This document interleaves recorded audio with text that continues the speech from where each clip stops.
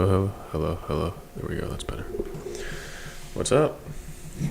We're back. Back again and again and again.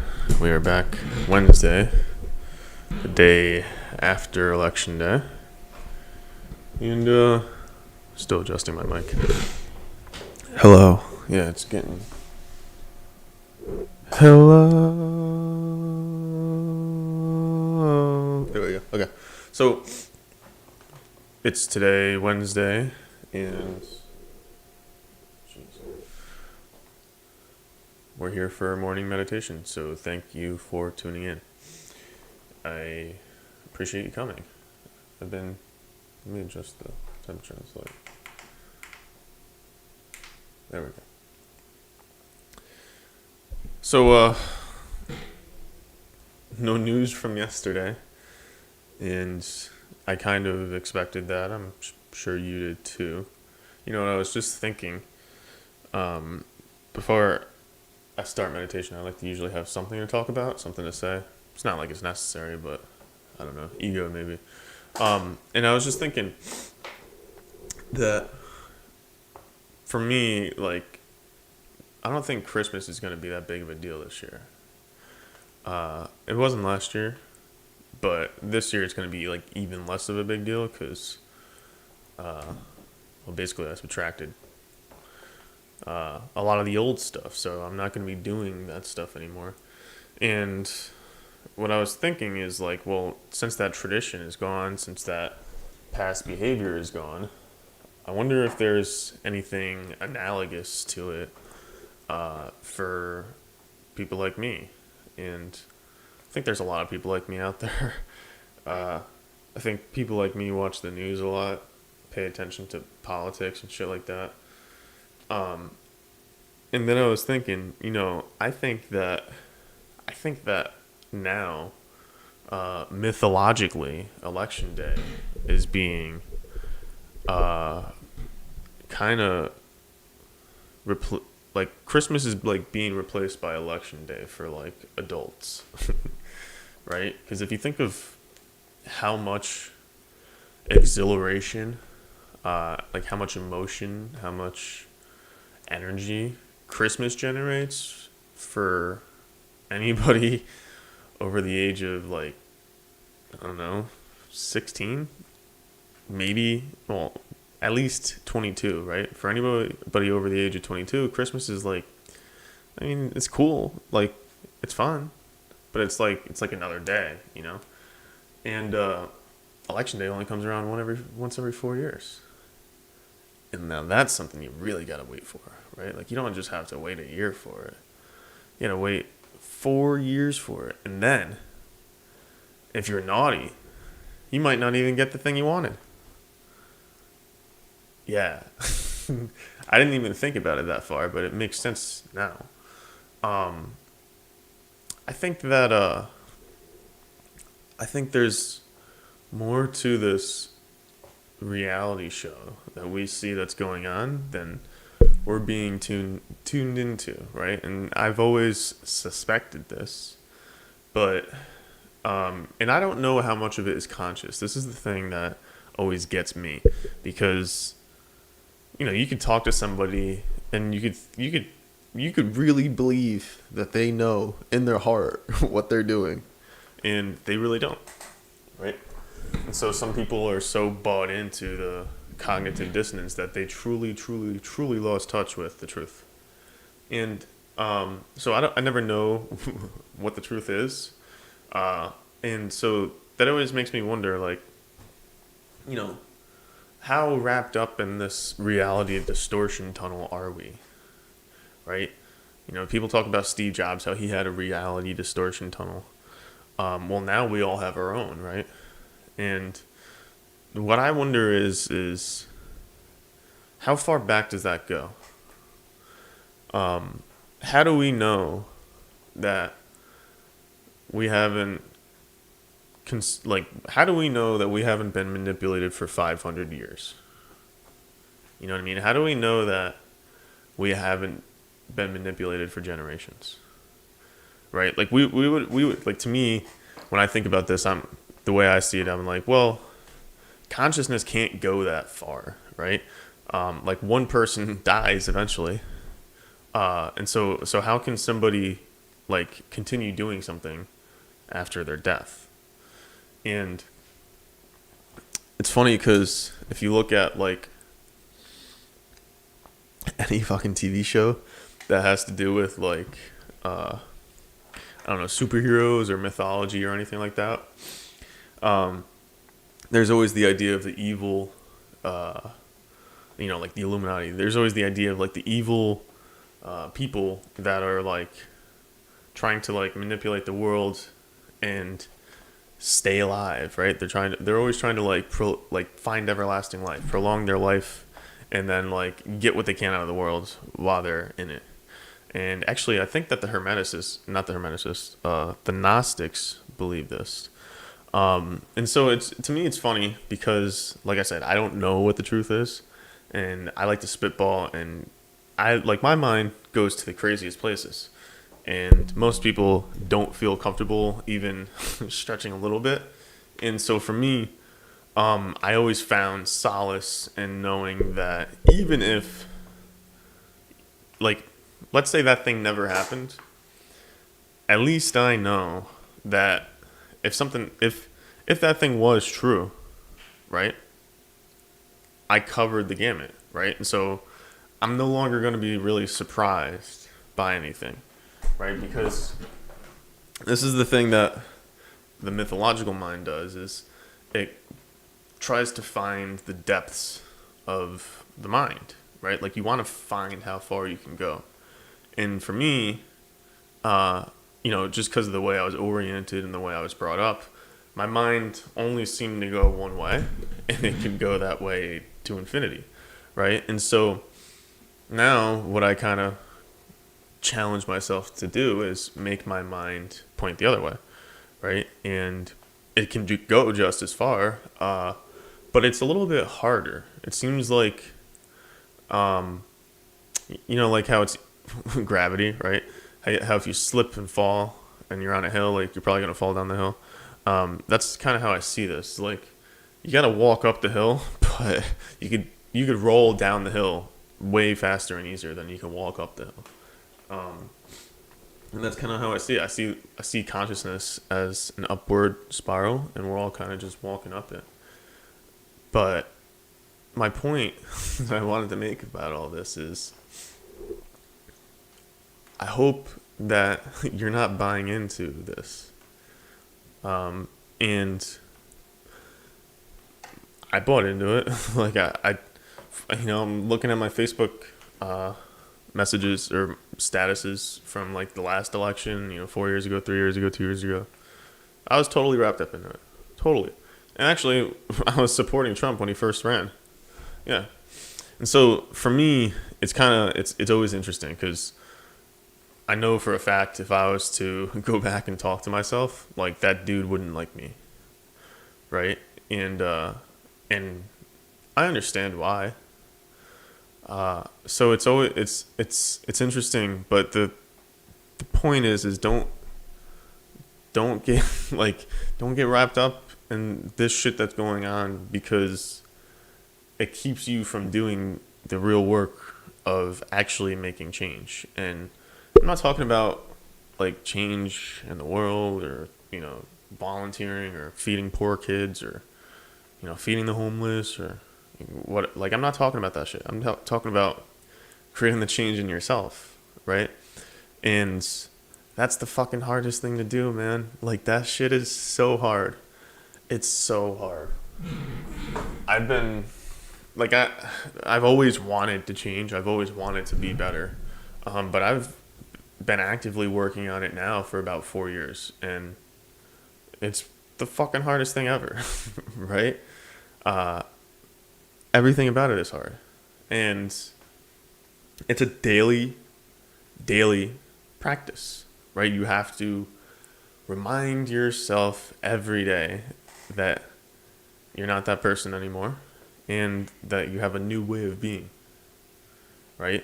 And that new way of being isn't always known, right? So that's the thing, is like, when I first started going through the shift, right, what I realized is like my instincts are always holding me back. My instincts, because my instincts, came up to protect me and all this type of stuff. And now that I'm an adult and nobody's directly attacking me, my instincts were made for another time period. Let's just put it that way. And so they're archaic at this point, right? They're antiquated. And so you have to overcome your instincts. And the instinct is the first thing you want to do. Like, you know what I mean? Like, and that is fucking hard to overcome. Like, it's really hard to overcome. And so, like I said, it's a daily practice. But the thing is, Viktor Frankl talked about this in Man's Search for Meaning. I talked about this before I read Man's Search for Meaning. There's a gap between stimulus and response. And so the stimulus is the thing that happens and the response is your response to it, right? But there's a gap. And in that gap, there's something that happens, right? And what happens is when you hold the space, and by holding the space, what I mean is don't let the instinctual reaction come through. When you actually hold the space, something else comes through. And that something else is your higher faculties. It's this part of your brain, your prefrontal lobe. And you actually have to train yourself to do this. But because of things like, what's the word? It's not epigenetics. Is it epigenetics? No. Anyways, your brain rewires itself. Let's just put it that way. And so what you think about, you become, right?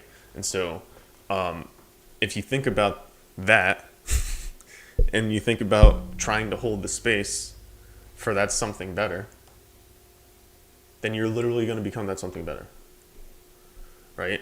But here's where it gets hard. The only way that happens is if you discipline yourself. And you discipline yourself by not accepting excuses, not allowing other people's ideas to get inside of yours, right? Because when you start going on this path, what you'll realize is how often you screw up, like every second of every day, right? But eventually you'll start correcting these things. And if you use self-talk to correct them, people will catch on to that and they'll tell you to go easy on yourself. People will be like, hey man, like, it's okay. Like, it's not that crazy. You just relax. Like, you can't listen to them, right? Because there's a part of you that wants that person to say that to you so you don't have to change, right? And so there's a bunch of different levels to have this conversation at, but the point is that the discipline that you have is what actually makes you who you're trying to be. And it's discipline plus time, right? Discipline over time gives you freedom. So Jocko Willink said discipline equals freedom. It's not just discipline. It's discipline plus time. Discipline every single fucking day. Every single minute. Every, time. Right? And so time is the greatest thing that we have here on this planet. And one of the best things that we can do to discipline ourselves is to meditate. So if you pick up a daily practice of meditation, which I highly suggest, you'll find it very, very, very easy to discipline yourself because you're not going to be as instinctual, right? And so there's a bunch of different ways to approach this, but basically the discipline or the meditation disciplines your mind and your body, right? But they need discipline in different ways. Your body needs discipline in the form of love. Your mind needs discipline in the form of like, psh, psh, psh, right? And so meditation does both of those for you, right? Or maybe it's the other way around. I don't know. Yeah, it is the other way around. Your mind needs discipline in the form of love. Your body needs, because your body's the animal. So basically, meditation disciplines your body by saying, you're not moving until I tell you to move. And it disciplines the mind by getting it in touch with God, basically. So I hope that was good for you, because now we're going to do some meditation. So I borrowed some music for this one. If you're watching on Instagram, I'm sorry you're not going to hear the music, but you guys will. Okay, here we go. Go ahead and take a breath in.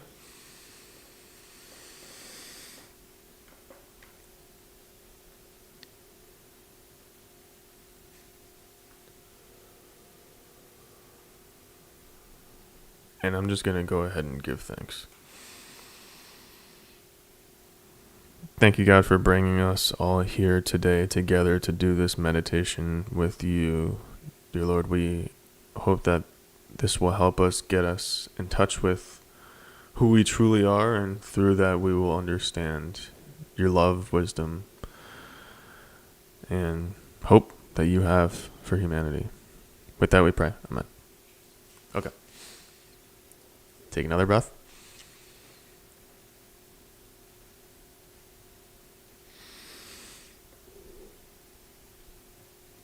Stretch it.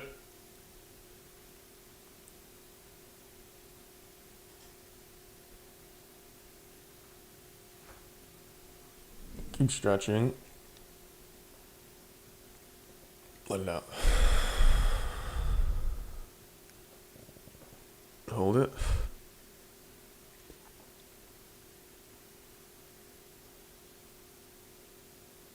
Inhale.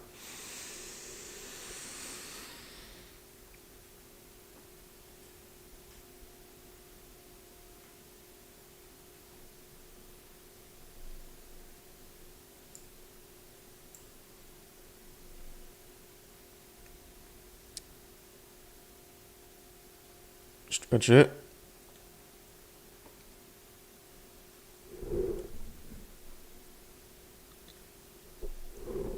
Let it out.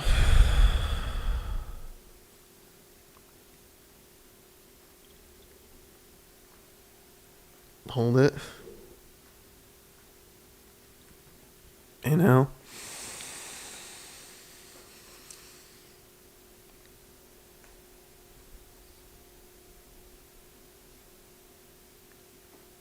Hold it. Stretch.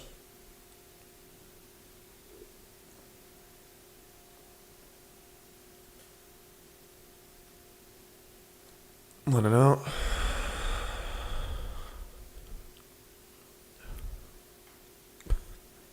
Hold it. Last one. Inhale.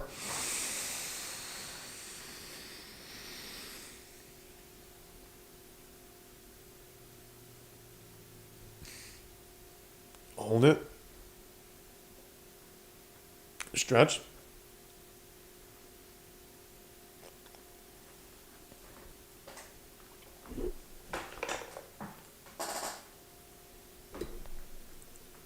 Let it out.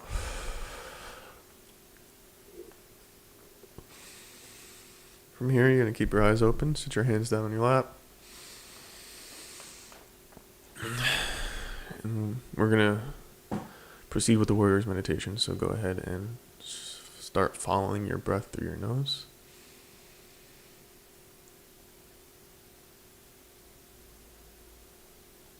Keep your eyes open, but looking ahead.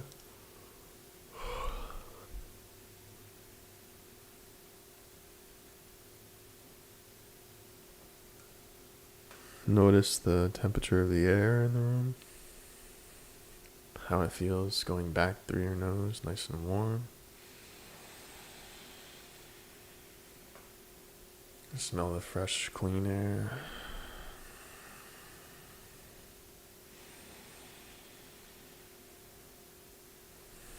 Remembering to let the air breathe through you.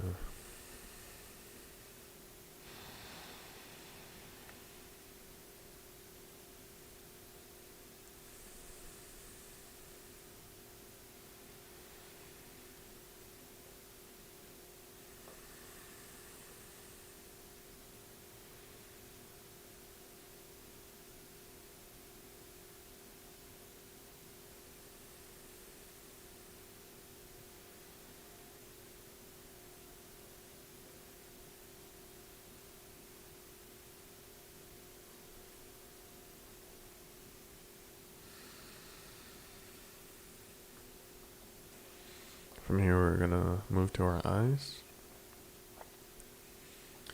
Go ahead and circle behind you, circle behind you, circle with both hands. It should be as far as you can see. Don't try to focus on anything specific, and keep relaxing your eyes.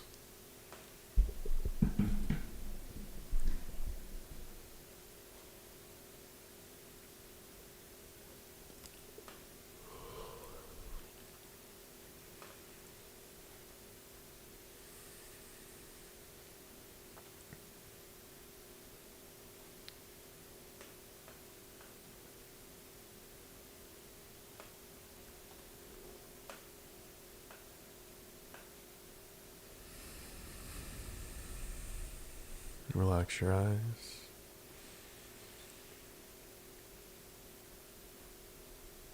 Relax your eyes.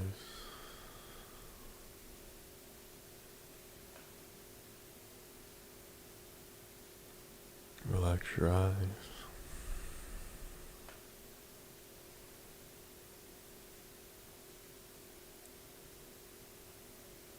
Relax your eyes.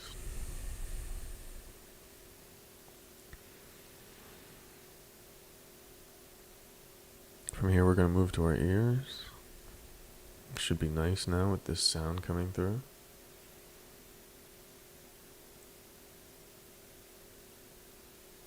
Keep them open. Don't tune in anything specific and don't tune out anything specific.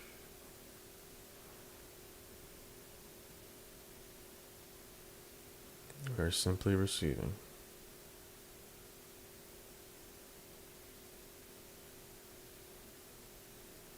Keep following the breath through your nose. Relax your eyes.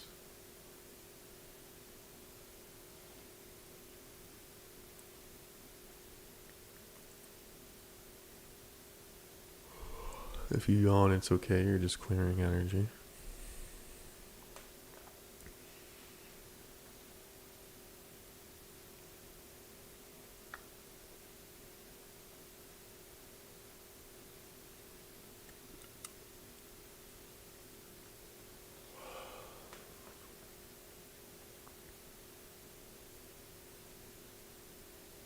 From here, we're going to move to the mouth.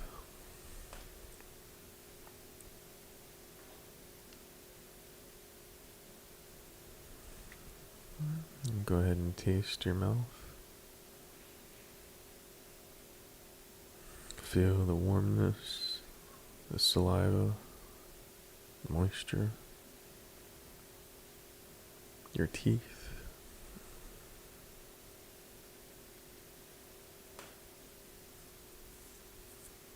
Keep following the air through your nose.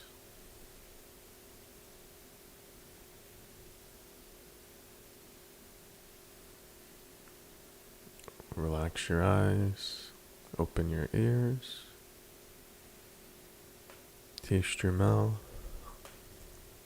From here, we're going to move to our body.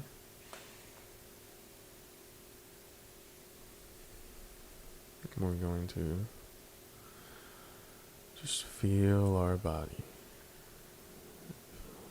Feel your toes, feel your fingers at the same time. You can feel your whole body at once. Maybe you even feel it vibrating a little bit. You hear your cells buzzing with excitement. Almost like they're welcoming you home.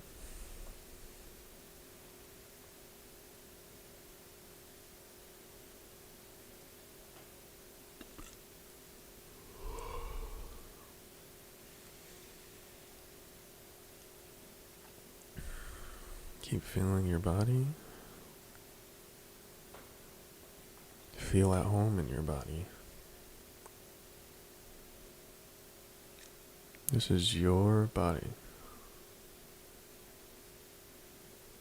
You're safe here. With you.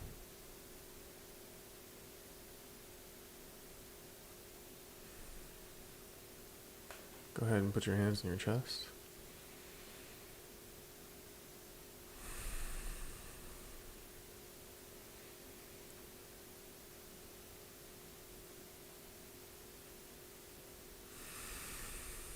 And just get more in tune with your heart.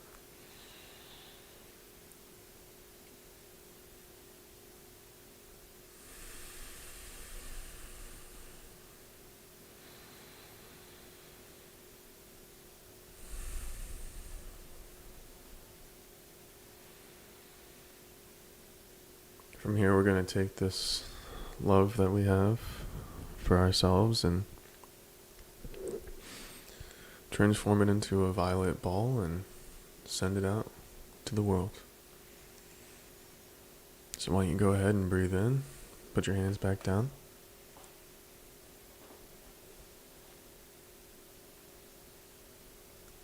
Every time you take a breath, the ball gets bigger.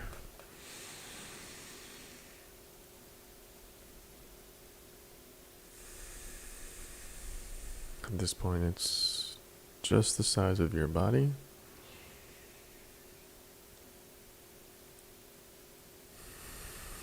Gradually expanding to the size of your room.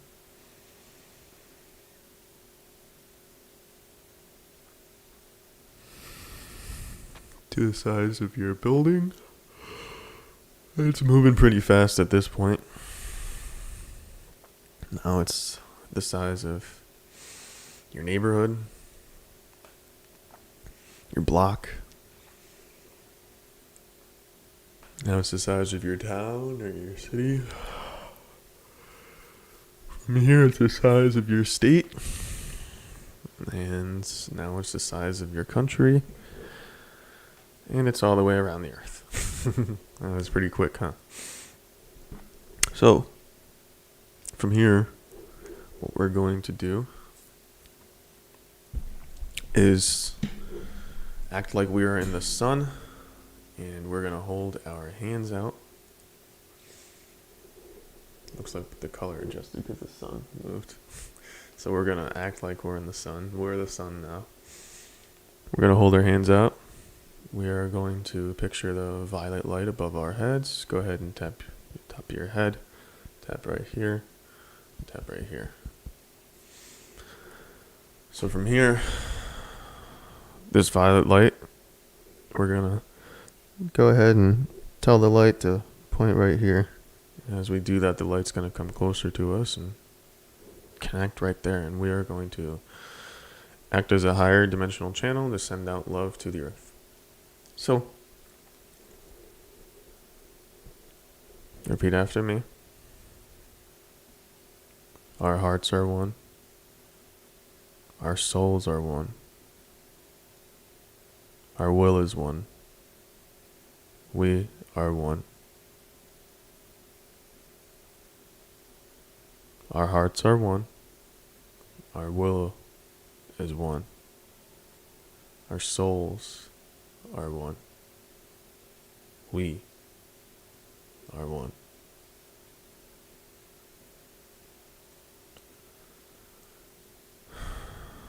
Continue repeating after me. I am that. I am. Word. I am. Word. Word. I am. Word. I am that. I am. Word, I am word. I know who I am in truth. I know what I am in truth. I know how I serve in truth. I am free. I am free. I am free. We know who we are in truth. We know what we are in truth. We know how we serve in truth. We are free, we are free, we are free. We know who we are in truth. We know how we serve in truth. We know what we are in truth. We are free, we are free, we are free. Keep your hands pointing out. Picture the earth in front of you, surrounded by that violet sheet of love that you just sent out there. And just try and make it more violet with your hands. That's all you're trying to do.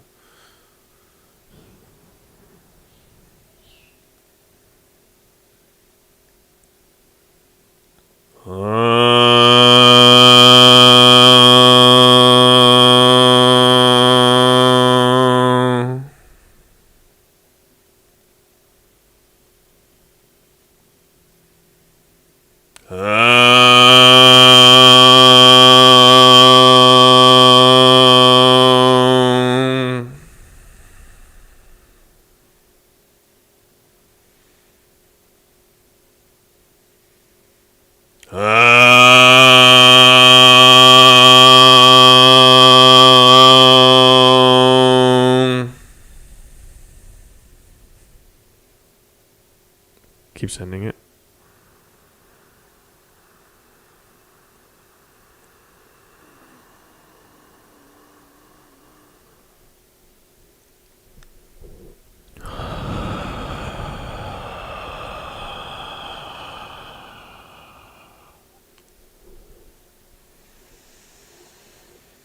Go ahead and put your hands on your lap.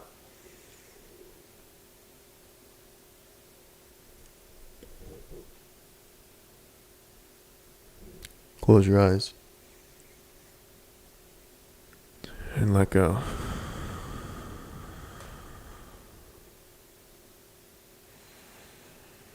Just let go.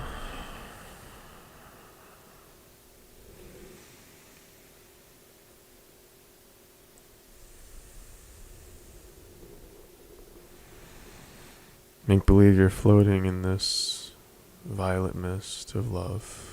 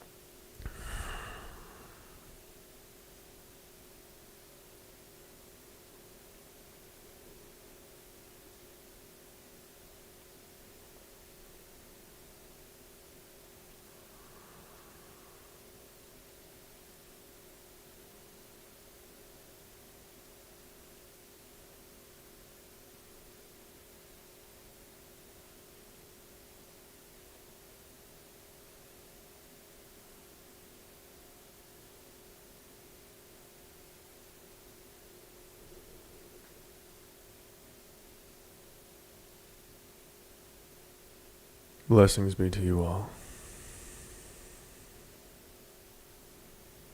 I know who you are in truth. I know what you are in truth. I know how you serve in truth.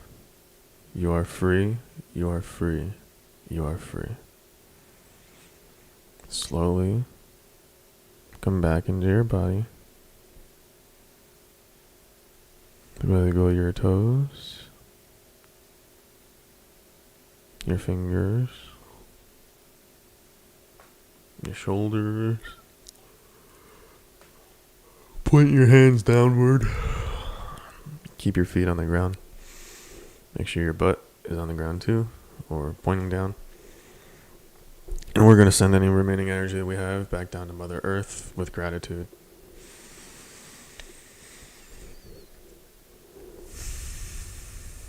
Beautiful Mother Earth, we thank you so much today for being here for us and giving us everything that we need to create our manifest reality. Allow us to serve you by serving each other and lifting ourselves up in a way so that we no longer tarnish you, but we work with you and allow your beauty to continuously expand. Mother Earth, please forgive us for all of those things we've done in our unconsciousness, ignorance. For that we pray. Amen. Okay, open your eyes. This should have been pretty good for you. It was pretty good for me. And that's about all I got. Okay, join me tomorrow. Thanks. Share this with somebody. Meditate with somebody. Give somebody a hug. Tell people to relax. Take a breath. All that type of stuff. If you understand what we're doing in the beginning with the vagal breathing, I would ask that you show other people that and do it with them, because it's very powerful and it just helps. Okay. So with that being said, thank you, and I'll see you tomorrow. Namaste.